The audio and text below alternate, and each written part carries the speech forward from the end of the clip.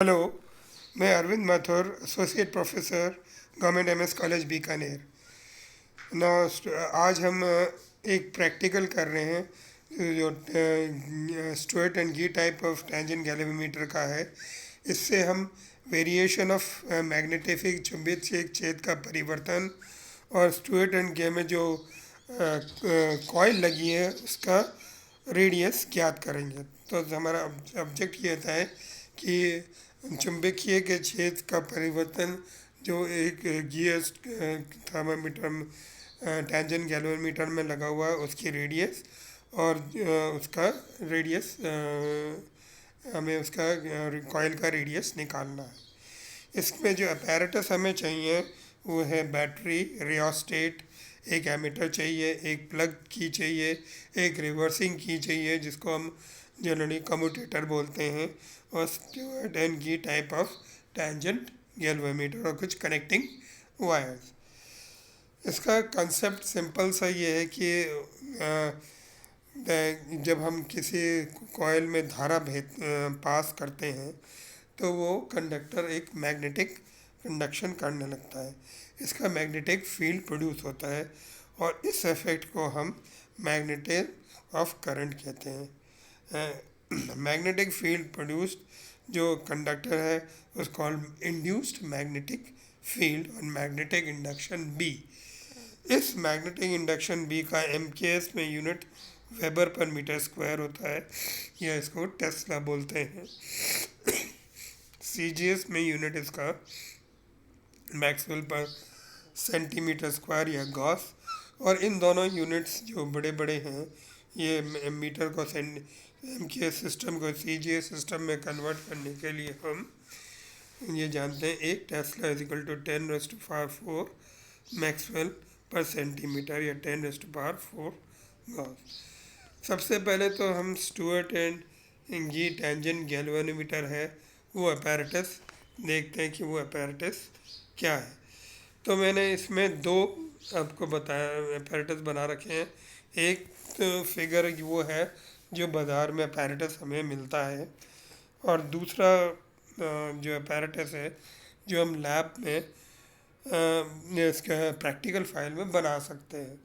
ये वाला तो उसकी अपैरेटस की फ़ोटो है, और इसमें आप ये देख सकते हैं कि एक कॉइल है। इसके नीचे जैसे ये कंपास दिखा रखा है काले स्वरूप में कॉइल है, और एक स्केल बनी हुई है, और इसके अंदर इस स्केल के अंदर ये जो एरोज बना रखे हैं जो नीचे एरो की तरफ यहाँ पे पॉइंट्स पे हैं, इसमें नंबर ऑफ कॉइल्स, कितनी कॉइल्स को हम यूज़ करना चाहते हैं वो कॉइल्स का नंबर हम अलग अलग कॉइल्स का अगर नंबर से वेरिएशन करना चाहें तो ये जो पैरेटस मेनली है कि इसके अंदर लार्ज बहुत अधिक संख्या में turns thin insulated copper wire की होती है। ये एक पर्टिकुलर वर्टिकल में ऑन वुडन प्लेट में होता है। इसके अंदर एक मैग्नेटोमीटर कंपास होता है जिसमें के अंदर हम मैग्नेटिक नीडल प्रोवाइड करते हैं, और इसके अंदर से एक स्केल होती है जिसके जो इसका जो डिफ्लेक्शन है due to the current flowing और मैग्नेटिक फील्ड प्रोड्यूस्ड वो हम निकाल सकते हैं। ये एक बेंच पे लिखा होता है जिसके अंदर एक मीटर स्केल लिखा होता है, और इसके अंदर सेंटर ऑफ द कॉइल से वो कंपास स्टैंड वो कहाँ है इसके लिए नापने के लिए एक मीटर स्केल लगी होती है। इसका जो वर्किंग का सिद्धांत है वो टेंजेंट लॉ पर निर्भर करता है कि हम जानते हैं कि जब मैग्नेटिक नीडल अगर हम किसी दो परपेंडिकुलर मैग्नेटिक फील्ड्स में रखें तो और अगर वो इक्विवेलेंट हो जो इनका कपल प्रोड्यूस होता है, तो एक तो अर्थ का मैग्नेटिक फील्ड है और एक मैग्नेटिक फील्ड प्रोड्यूस हो रहा है जो करंट कैरिंग कॉइल के कारण मैग्नेटिक फील्ड प्रोड्यूस हो रहा है जिसको हम मैग्नेटिक इंडक्शन बोलते हैं। उसके कारण ये दोनों म्यूचुअली परपेंडिकुलर होते हैं, और अगर इक्विलिब्रियम में टेंजेंट लॉ के अनुसार B is equal to H tan theta, जहाँ थीटा वो एंगल है जो मैग्नेटिक नीडल H के डायरेक्शन के साथ मूव करता है।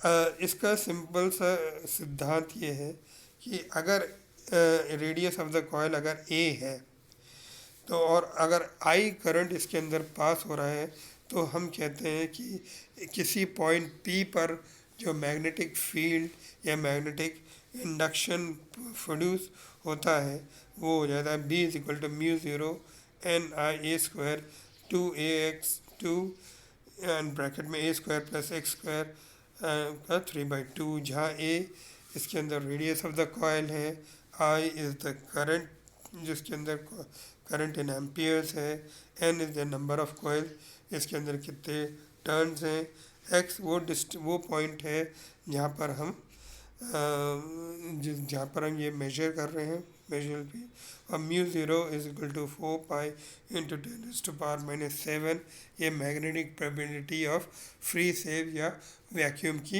पेरिमिलिबिलिटी जानते हैं। अगर हम इसका एक ग्राफ पुल आउट करें बी और एक्स के अंदर, तो ये इस टाइप का, जैसे इस फिगर 2 में आपकी अब स्लाइड में अभी दिखा रखा है, इस टाइप का ग्राफ बनेगा और इसका जो इसी तरह का शेप होगा। और हम इसके अंदर देखते हैं कि पॉइंट एम और एच पे ये कर्वेचर का साइन बदल जाता है, और ये तब होता है जो एम एन एन पे ये उस स्थिति में कॉन्वेक्स टू कॉन्वेक्स हो जाता है जहाँ पे D square B by D X square is equal to 0। ये इन पॉइंट्स को हम पॉइंट्स ऑफ इन्फ्लेशन बोलते हैं, और ये जो पॉइंट हैं ये कॉइल के plus minus x A by 2 के दूरी पर होते हैं। अगर हम इन दूरी के इन दोनों दूरियों को नाप लें तो वो effective radius of the coil है जो हमारा प्रयोग है। मगर कई बार ये होता है कि इन पॉइंट्स ऑफ इन्फ्लेशन को प्राप्त करना थोड़ा मुश्किल होता है, तो हम दूसरा एक मेथड अप्लाई करते हैं, और हम ये जानते हैं कि सेंटर ऑफ द कॉइल उसके कुंडली के मध्य में जहाँ एक्स का मान 0 है वहाँ पर बीटा का मान बीटा मैक्सिमम होगा, और वो मान होगा mu zero I N I by 2a। अब अगर हम ये मानते हैं कि x इक्वल टू है, अगर ये मान हम इक्वेशन 1 में रखते हैं तो ये मान आ जाएगा म्यू ज़ीरो एन आई अपॉन 4/√2, जैसे हम इक्वेशन जो मैग्नेटिक इंडक्शन का जो इक्वेशन है उसमें रखें। और इस इक्वेशन ये हमारा इक्वेशन 2 है। मैक्सिमम वैल्यू ऑफ इंडक्शन और एक पे पॉइंट को डिवाइड करें तो B maximum bye B A का जो रेशियो है वो हमारे पास आ जाएगा। वो इन वैल्यूज़ को पुट करने पर 2/√2। ये सिंपल मैथमेटिकल कैलकुलेशन है जो आपको इस स्लाइड में दिख रही है। इसका मतलब हो गया कि बी ए का मान is equal to B maximum √2, जैसे हम इस इक्वेशन से निकाल सकते हैं। जो ग्राफ जो हमने बनाया है कि हम एक ऐसे पॉइंट को देखते हैं जहाँ वैल्यू ऑफ मैग्नेटिक फील्ड, उस पॉइंट को हम निकालेंगे जहाँ बी मैक्सिमम बाय 2√2 हो, ये पॉइंट निकालेंगे। और ये जो पॉइंट है उनके ए प्लस माइनस 2 के बराबर हो। तो अब हम ये जानते हैं कि प्रैक्टिकली बी और बी के बीच में मान निकालना मुश्किल है, तो हम क्या कर सकते हैं कि बी और एक्स के बीच में ग्राफ ना प्लॉट करके हम टेंजेंट का वैल्यू का ग्राफ प्लॉट करते हैं between mean deflection theta. Tan theta हम डिफ्लेक्शन कंपास से मूव और उसका डिस्टेंस एन है, यानी वो ग्राफ जो ग्राफ बनेगा बिल्कुल वैसा का वैसा ही ग्राफ बनेगा जैसे बी और एक्स के बीच में है। और इस मैग्नेटिक मेरिडियन में 2 पे तो हम ये जानते हैं जैसे हमने पहले देख चुके हैं कि b is equal to H tan theta, या मैं कह सकता हूँ क्योंकि h का मान कांस्टेंट है तो b is equal is directly proportional to tan theta. तो ऐसे ही x is equal to a tan theta का मान टेन थीटा मैक्सिमम बाई √2 होगा। और इस मैक्सिमम टेन वैल्यू से मैं tan theta maximum by root 2 क्या को निकाल सकता हूँ। और इस वैल्यू से मैं tan थीटा का मान tan थीटा बाय मैक्स निकाल लूँगा, और ये distance will be equal to the x will be equal to the effective distance of the radius of the coil. Method ये है कि ये जो सर्किट डायग्राम सिंपल कुंडली में एक दो पॉइंट्स यूज़ करेंगे, एक कम्यूटेटर लगाएंगे, रियास्टी सिंपल सा सीरीज़ कनेक्शन है। यहाँ पे मैंने दो कनेक्शन इसलिए बना रखे हैं कि अगर ये टेंजेंट गैल्वेमीटर का शॉर्ट फॉर्म, इसको एक सर्कल से रिप्रेजेंट किया जा सकता है। इसमें सीरीज़ में एक एमीटर की रियोस्टेट लगा हुआ है, और कम्यूटेटर के अंदर दो टॉपिक सर्किट होते हैं, दो नीचे ऐसा सर्किट लगा सकते हैं, सिंपल सर्किट है। इसकी सबसे पहले हमें इस सर्किट लगाने के बाद सबसे पहले हम उस टेंजेंट गैल्वेमीटर को लेवल करेंगे स्प्रेड लेवल से, और उसका जो प्लेन है वो मैग्नेटिक मेरिडियन के अंदर रखेंगे। इसका सिंपल सही है कि जो गैल्वेनोमीटर या जो कंपास बॉक्स हमने लगाया रखा है उसको उसके लाइन में रखेंगे, और उसके डिफ्लेक्शन 0 0 पे करेंगे, वो बिल्कुल स्ट्रेट लाइन में सिंक करके इसका डिफ्लेक्शन नूर है। उसके बाद हम उपरोक्त कनेक्शन लगाएंगे जैसे इस फिगर में दिखा रखा है। अब हम इस पर कुछ करंट को प्रवाहित करते हैं, और इसका करंट का वैल्यू इसका एडजस्ट करते हैं कि इसका जो डिफ्लेक्शन है वो 60 या 70 डिग्री से ज़्यादा नहीं होता। इस करंट के वैल्यू को हम नोट कर लेते हैं, और इसको रियोस्टेट की सहायता से एक बार फिक्स कर देते हैं। अब ये एक चीज़ में ये है कि ये चीज़ ध्यान रखिएगा कि जो करंट हमने एक बार फिक्स कर दिया वो through out the experiment constant रहना चाहिए पर। अब हम एग्जैक्टली अब हम कंपास बॉक्स को उस कुंडली के बिल्कुल बीचों बीच रखते हैं, और डायरेक्ट करंट और रिवर्स करंट से उसका डिफ्लेक्शन नोट कर लेते हैं। अब हम क्या करते हैं कि 2-2 सेंटीमीटर या 0.02 मीटर्स का पोजीशन चेंज करके उसको एक साइड या ईस्ट और वेस्ट भी मान सकते हो जैसी आपकी इच्छा हो, या वन साइड एंड दो साइड, कंपास की एक तरफ, कुंडली की एक तरफ, और उसी तरह कुंडली की हम इसमें अलग अलग रीडिंग्स, अलग अलग वेरियस पोजीशन 2, 4, 6, 8, 10, जब तक कि वो बिल्कुल सिरे तक नहीं पहुंच जाए तब तक रीडिंग लेते रहते हैं। उसके बाद उस कंपास को वापस पुनः बीच में लाते हैं और दूसरी साइड ऑफ द कॉइल से रिपीट करते हैं। अब ये दोनों साइड के हमें थीटा आ जाता है, उन दोनों थीटास का हम मीन निकाल लेते हैं, और इसके बाद हम उसके ब्रांचेस के कर्व प्लॉट कर लेते हैं और पॉइंट ऑफ इन्फ्लेक्शन निकाल लेते हैं, और इन दोनों के बीच की जो दूरी है वो रेडियस ऑफ द कॉइल हो जाती है।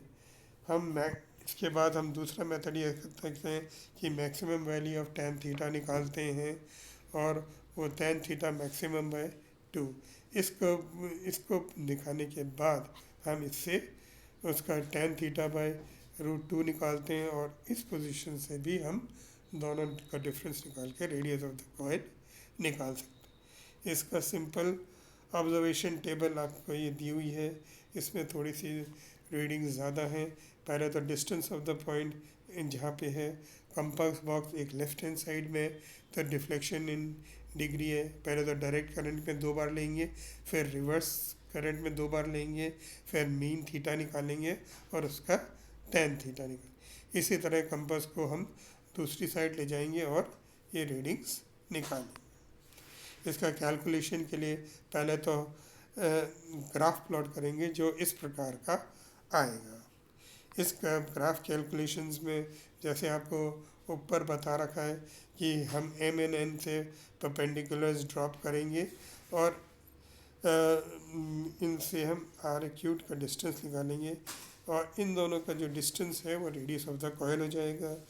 फिर हम दूसरे मेथड से भी कैलकुलेट कर सकते हैं, by tan theta maximum calculate करेंगे और टेन थीटा मैक्सिमम का 2.2 निकालेंगे और इसका जो रेट टू है वो रेडियस ऑफ द कॉइल आ जाएगा। इसका रिजल्ट ये आपको ये देख सकते हैं कि हमने point of infection tan theta और ये बताया। इस ग्राफ से हमें पता लगता है कि इंटेंसिटी ऑफ द जो विद्युत चुंबकीय अध्वरण जो है वो मैक्सिमम होता है जब वो सेंटर पे होता है और दोनों उसकी दोनों दिशाओं में जैसे हम सेंटर से दूर जाते हैं उसका कम होने लगता है। कि पॉइंट्स जहाँ जहाँ कर्व कॉन्वेक्स या कॉन्वेक्स होने लगे वो पॉइंट्स को हम पॉइंट ऑफ इन्फ्लेक्शन कह सकते हैं और इन दोनों के बीच की दूरी रेडियस ऑफ द कॉइल है और दूसरे तरह से भी रेडियस ऑफ द कॉइल में हो जाए। इसकी प्रिकॉशंस में सबसे पहले मैंने आपको ये कि जो प्लेन है वो मैग्नेटिक मेरिडियन के अंदर होना चाहिए और ये देखना चाहिए कि कोई भी मैग्नेट या मैग्नेटिक सब्सटेंस के आसपास नहीं हो। दोनों पॉइंट्स एलिमिनेट के दोनों पॉइंट्स को पढ़ना चाहिए। Direction should be by passing, दोनों डायरेक्ट और रिवर्स करंट पास करके करना चाहिए। Current should be so that बहुत ज़्यादा 60-70 डिग्री से ज़्यादा नहीं जाए।